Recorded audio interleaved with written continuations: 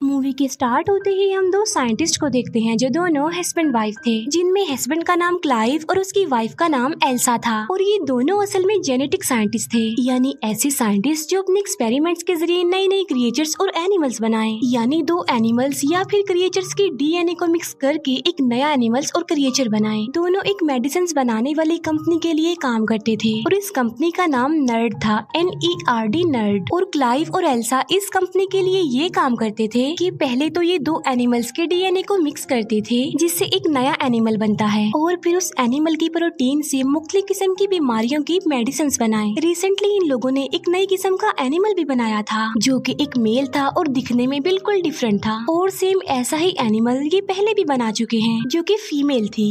अब ये दोनों एनिमल्स को एक दूसरे के आमने सामने लाते हैं और वो दोनों एनिमल्स एक दूसरे से बहुत प्यार से मिलते हैं, यानी वो दोनों एनिमल्स एक दूसरे को पसंद कर रहे थे। इसका मतलब ये था कि उनका एक्सपेरिमेंट सक्सेसफुल हो गया था। ये देखकर वो दोनों अपनी कंपनी की बॉस के पास जाते हैं और उसे बताते हैं कि हमने बहुत सारे एनिमल्स के डीएनए को मिक्स करके ये अलग तरह का एनिमल बनाया है और इसकी प्रोटीन की मदद से हम बहुत सारी बीमारियों की मेडिसिन बना सकते हैं। और इसके साथ साथ हमने एक नया तरीका भी डिस्कवर किया है, और वो ये कि हम इंसान और जानवर के डीएनए को मिक्स करके एक नई ब्रीड बना सकते हैं और डेफिनेटली हम बहुत सारी बीमारियों की मेडिसिन बना सकते हैं। उनकी बॉस बताती है कि जो काम तुम कर रहे थे, यानी जो एक्सपेरिमेंट तुमने किया, उससे कंपनी बहुत खुश है, और जो तुम बात कर रहे हो यानी इंसान और जानवर के डीएनए को मिक्स करने की, उसके लिए कंपनी अभी एग्री नहीं होगी फिलहाल। और जो जानवर तुमने बनाए हैं, हमारी कंपनी उनके प्रोटीन से मेडिसिन बनाना चाहती है, इसीलिए सारी रिसर्च को रोक कर मेडिसिन बनाने पर फोकस किया जाएगा। जिस पर क्लाइव और एल्सा कहते हैं कि अगर हमने ये काम स्टार्ट ना किया तो कोई और कर देगा। जिस पर बॉस कहती है कि हमने कब कहा कि हम ये काम नहीं करेंगे, हम ये काम जरूर करेंगे, मगर उससे पहले हम मेडिसिन बनाएंगे और उन्हें मार्केट में लाएंगे और उसके बाद तुम्हारे प्रोजेक्ट पर काम किया जाएगा। इसीलिए वो उन दोनों को मना कर देती है। इस बात की वजह से ये दोनों डिसअपॉइंटेड हो जाते हैं, क्योंकि वो दोनों जेनेटिक साइंटिस्ट थे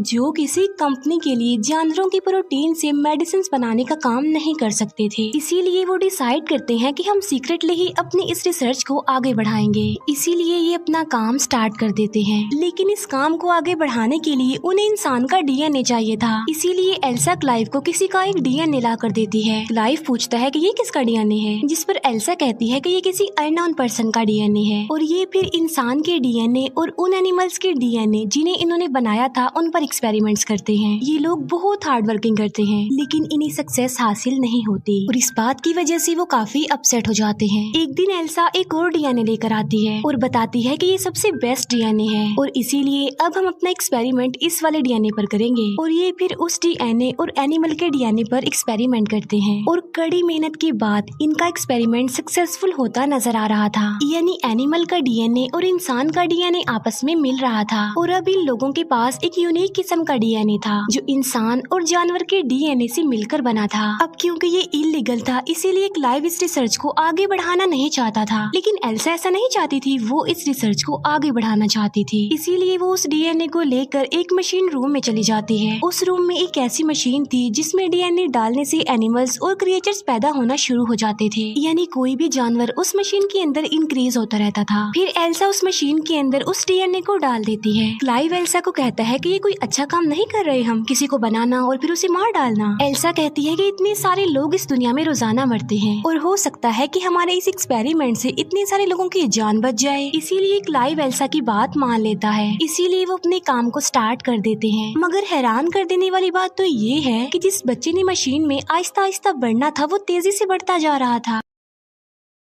चेक करने पर उन्हें पता चलता है कि बच्चा बिल्कुल नॉर्मल है, लेकिन शाम को उस लैब का अलार्म बजने लगता है और जब ये लोग चेक करने के लिए जाते हैं तो ये देखते हैं कि बच्चा पूरी तरह डेवलप्ड हो गया है, यानी वो पैदा होने के लिए, बाहर आने के लिए डेवलप्ड हो गया है। इसीलिए वो उसे बाहर निकाल देते हैं, जो काफी अजीब लग रहा था। क्लाइव इस क्रिएचर को मारना चाहता था। एल्सा कहती है कि अभी हमें ऐसा नहीं करना चाहिए, क्योंकि क्या पता कि हम एक सक्सेसफुल क्रिएचर बना ले, लेकिन क्लाइव एल्सा की बात नहीं मानता। इसीलिए वो उस जगह पर जाते हैं जहाँ पर वो क्रिएचर क्रिएचर था, क्योंकि वो उसे मारना चाहते थे और वहाँ जाकर उन्हें पता चलता है कि वो तो पहले ही मर चुका है। इसीलिए क्लाइव वहाँ से चला जाता है। एल्सा कहती है कि अब खतरे वाली कोई बात नहीं है। इसीलिए एल्सा उस बॉक्स को ओपन कर देती है और जब वो चेक करती है तो उसे पता चलता है कि यहाँ पर कोई बच्चा, कोई क्रिएचर नहीं है, बल्कि ये सिर्फ एक स्किन है। यानी उस स्किन में से कोई क्रिएचर निकला है जो उस वक्त लैब में ही है। फिर वहाँ पर वही अजीब सा क्रिएचर दिखाया जाता है जिसके 2 पैर थे। बाहर से क्लाइव उस क्रिएचर को देख लेता है और वो एल्सा को कहता है कि तुम जल्दी से बाहर आ जाओ, मैं पॉइजनस गैस ऑन कर रहा हूँ। लेकिन एल्सा क्लाइव की बात नहीं मानती और वो उस क्रिएचर को कहती है कि मैं तुम्हें कोई नुकसान नहीं पहुँचाऊंगी, इसलिए तुम मत डरो। और ये सुनने के बाद वो अजीब सा क्रिएचर एल्सा के पास आता है और उसे डरता भी नहीं। लेकिन तभी पीछे से क्लाइव एक रॉड लेकर वहाँ पर आ जाता है, जिसे देखकर उस क्रिएचर को गुस्सा आ जाता है। फिर क्लाइव और एल्सा वहाँ से बाहर आ जाते हैं। क्लाइव एल्सा को कहता है कि मैं पॉइजनस गैस ऑन कर रहा हूँ क्योंकि मैं इस क्रिएचर को जिंदा नहीं रख सकता, मैं इसे मारना चाहता हूँ। जिस पर एल्सा कहती है कि नहीं, हम सिर्फ इसे बेहोश कर देंगे क्योंकि मैं देखना चाहती हूँ कि हमने क्या बनाया है। इसीलिए वो उसे बेहोश करते हैं और उसे एग्जामिन करने लगते हैं। तब उन्हें पता चलता है कि ये क्रिएचर एक फीमेल है असल में, जो बहुत फास्टली ग्रो कर रही है और एक टाइम ऐसा आएगा कि डेवलप्ड होने के बाद मर जाएगी। यानी इसका लाइफ साइकिल बहुत छोटा है। फिर आहिस्ता आहिस्ता ये क्रिएचर बड़ा होता जा रहा था, डेवलप होता जा रहा था। उसके हाथ पैर निकलने लगते हैं, उसका दिमाग भी डेवलप्ड हो जाता है और एल्सा उसे इमोशनली कनेक्ट भी होते जा रही थी। वो उसे खाना खिलाती थी, डिफरेंट एक्टिविटीज सिखाती थी। एक दिन एल्सा उस क्रिएचर को बहुत सारे अल्फाबेट्स देती है और उसे कहती है कि इन अल्फाबेट्स को ऐसे अरेंज करो कि मेरा नाम बन जाए। लेकिन वो क्रिएचर सिर्फ नर्ड बना देती है, NERD, जो इस कंपनी का नाम था, क्योंकि उसने एल्सा की शर्ट पर ये स्पेलिंग देखे थे। ये देखकर एल्सा खुश हो जाती है क्योंकि वो अब चीजों को पिक कर रही थी। तभी वहाँ पर क्लाइव आ जाता है जो उस क्रिएचर को बिल्कुल भी लाइक नहीं करता था। वो कहता है कि इस क्रिएचर को बाहर किसने निकाला, अंदर रखो इसे, और इसकी दुम भी कवर होनी चाहिए। असल में उस क्रिएचर की एक काफी लंबी दुम थी। एल्सा क्लाइव को कहती है कि इसे जानवर मत कहो। क्लाइव कहता है तो फिर मैं क्या कहूँ इसे। वो कहती है कि तुम इसे ड्रेन कहो क्योंकि इसने अभी अभी अल्फाबेट से NERD नर्ड बनाया है, जिसे उल्टा करके ड्रेन बनता है। और फिर एक दिन क्लाइव का भाई भी ड्रेन को देख लेता है और उसे ड्रेन की सारी रियलिटी पता चल जाती है। अब क्योंकि वो ड्रेन को वहाँ पर नहीं रख सकते थे, इसीलिए वो उसे एक फार्म हाउस में भेज देते हैं। और अब वो टाइम आ जाता है जब क्लाइव और एल्सा ने कंपनी के ऑनर को प्रेजेंटेशन देनी थी उन क्रिएचर्स के बारे में जो उन्होंने पहले बनाए थे। और जब वो प्रेजेंटेशन देने के लिए उन दोनों क्रिएचर्स को कंपनी के ऑनर के सामने लाते हैं और तब वो दोनों क्रिएचर एक दूसरे से लड़ने लगते हैं और इसी में ही उनकी मौत हो जाती है। और इस बात की वजह से वो लोग काफी डिसअपॉइंटेड हो जाते हैं। फिर वो उन दोनों क्रिएचर्स के लड़ने का रीजन ढूंढते हैं। तब उन्हें पता चलता है कि उन क्रिएचर में जो फीमेल थी वो अपने आप ही कन्वर्ट हो गई थी, यानी उसने अपना जेंडर चेंज कर लिया था और वो मेल बन गई थी क्योंकि उस क्रिएचर में एक ऐसे एनिमल का DNA था जो खुद को कन्वर्ट करके अपना जेंडर चेंज कर सकते थे। और एल्सा और क्लाइव को ये बात इसीलिए पता नहीं चल पाई क्योंकि वो अपने दूसरे एक्सपेरिमेंट यानी ड्रेन के साथ बहुत बिजी थे और यहाँ पर वो टाइम ही नहीं दे पाए। ड्रेन जो कि अब काफी बड़ी हो चुकी है और एल्सा उसे बिल्कुल बच्चों की तरह ट्रीट करती थी, उसे सब कुछ सिखाती है, उससे प्यार करती है। लेकिन एक दिन ड्रेन भागकर जंगल में चली जाती है और जब क्लाइव और एल्सा उसे चेक करने के लिए जाते हैं तो वो देखते हैं कि ड्रेन ने एक रैबिट को मार दिया है और वो उसे खा रही है। इसके बाद वो दोनों उसे घर ले आते हैं। एल्सा फिर जब ड्रेन को खाना देती है तो वो खाना नहीं खाती बल्कि कहती है कि मैं इस बोर जगह की वजह से बहुत ज्यादा बोर हो गई हूँ। ये बात वो अपनी जुबान से नहीं बताती बल्कि वो उन अल्फाबेट्स की मदद से TDS लिख देती है, यानी यहाँ पर मैं बहुत ज्यादा बोर हो रही हूँ। फिर वो छत को फाड़कर ऊपर चली जाती है। तब उसके पीछे पीछे क्लाइव और एल्सा भी जाते हैं।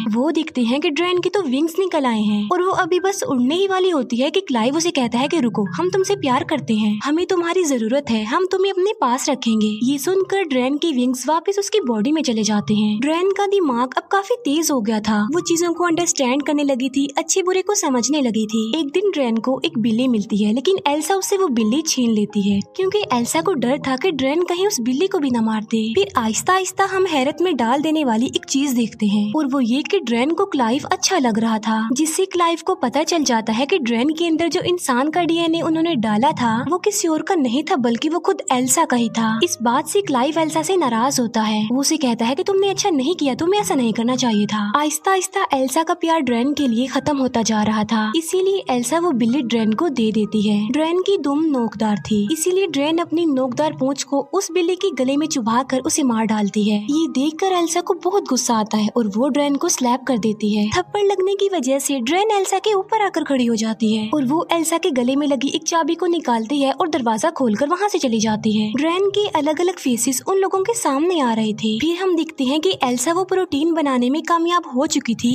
जिसकी रिस्पॉन्सिबिलिटी कंपनी ने उस पर लगाई थी। फिर एक दिन क्लाइव कैमरा की फुटेज यानी अपने लैपटॉप की स्क्रीन पर देख रहा होता है कि ड्रेन कहाँ पर है और ड्रेन उस वक्त पानी में होती है और अब क्लाइव को भी ड्रेन अच्छी लगने लगी थी और वो अपने लैपटॉप की स्क्रीन पर हाथ लगाता है। दूसरी तरफ ड्रेन भी कैमरा को टच करती है यानी वो क्लाइव के हाथ को अपना हाथ लगाती है क्योंकि वो जान चुकी थी कि क्लाइव उसे देख पा रहा है। ये देखकर क्लाइव काफी हैरान रह जाता है। फिर हम देखते हैं कि क्लाइव उस फार्म हाउस उस जगह पर आया है जहाँ पर ड्रेन थी। क्लाइव वहाँ पर अकेला आया था यानी उसके साथ एल्सा नहीं थी। क्लाइव ड्रेन को आवाज लगाता है लेकिन वो उसे कहीं पर भी नजर नहीं आती। तभी क्लाइव पीछे मुड़कर देखता है तो ड्रेन उसके पीछे खड़ी होती है। तभी ड्रेन क्लाइव के पास आकर उसे कहती है कि तुम मुझे अच्छे लगते हो। इस पर क्लाइव कहता है कि नहीं ये बुरी बात है। लेकिन अब क्योंकि क्लाइव को भी ड्रेन अच्छी लगती थी इसीलिए वो भी अपनी फीलिंग्स पर कंट्रोल नहीं कर पाता। लेकिन इतनी ही देर में वहाँ पर एल्सा आ जाती है। वो जब उन दोनों को साथ देखती है तो उसे बहुत बुरा फील होता है इसीलिए वो नाराज होकर वहाँ से चली जाती है। अब क्योंकि ड्रेन की दुम का इतना बड़ा नेल था यानी वो किसी के लिए भी खतरा हो सकता था इसीलिए एल्सा उसकी दुम काट देती है। एल्सा बहुत ज्यादा सैड होती है और यहाँ पर उन दोनों को अपनी गलती का एहसास होता है कि उन्हें ये क्रिएचर नहीं बनाना चाहिए था। एल्सा कहती है कि जो प्रोटीन कंपनी को चाहिए था वो मैं बना चुकी हूँ और वो ड्रेन के अंदर है, बहुत ज्यादा है। और अब वो दोनों डिसाइड करते हैं कि वो ड्रेन को मार डालेंगे। फिर वो दोनों ड्रेन के पास जाते हैं। वो देखते हैं कि ड्रेन की हालत तो ऑलरेडी मरने वाली है और देखते ही देखते ड्रेन मर जाती है क्योंकि हम जानते हैं कि उसका लाइफ साइकिल इतना ही था। उसके मरने के बाद वो दोनों उसे करीबी जगह पर दफना देते हैं। दफनाने के बाद क्लाइव का भाई वहाँ पर आता है और उसके साथ एक और एम्प्लॉय था और क्लाइव का भाई भी उसी कंपनी में काम करता था। क्लाइव का भाई कहता है कि मैं जानता हूँ कि तुम दोनों ने एक क्रिएचर बनाया है जो बिल्कुल इंसानों जैसा लगता है क्योंकि जो प्रोटीन तुमने कंपनी को दिया है उसमें ह्यूमन का डीएनए भी शामिल है। इसीलिए अब मैं उस क्रिएचर को देखना चाहता हूँ जो तुमने बनाया है। जिस पर वो कहते हैं कि वो तो मर चुकी है और हम तो उसे दफन भी कर चुके हैं। और तभी किसी की जोरदार चिल्लाने की आवाज आती है और ये आवाज उस तरफ से आ रही थी जहाँ पर उन्होंने ड्रेन को दफन किया था। इसीलिए वो जल्दी से उसी तरफ भागते हैं। वो देखते हैं कि जहाँ पर उन्होंने ड्रेन को दफन किया था वो वहाँ पर नहीं है